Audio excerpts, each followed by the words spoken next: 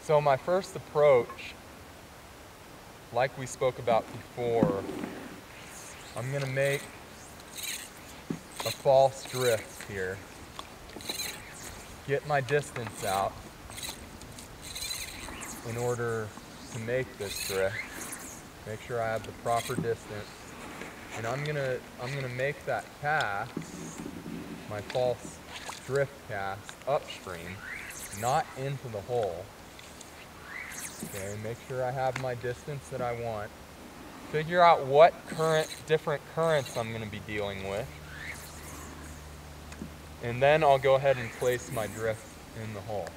Okay? Make sure you have enough excess line out to make a couple drift or a couple good overhand mends.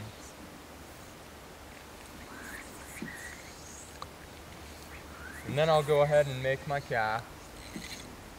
Make sure I have enough excess line out that I can feed a couple zigzag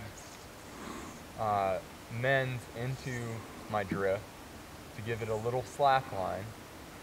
Once we've pinpointed our fish that we want to make a presentation to, make sure that we focus on making that false drift with the correct distance, the correct mends, and the correct amount of excess line out first, and then go ahead and make that presentation to the fish.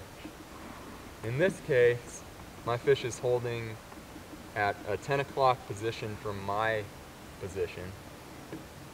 So I'm going to make my drift, make my cast about 20 feet up from the fish, and then make my mends.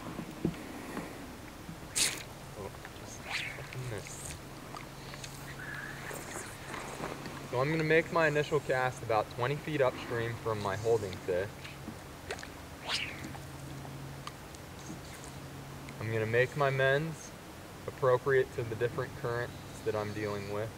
I'm going to give a little excess line by just a little stack cast there onto the water to make sure that my drift has enough excess to drift naturally.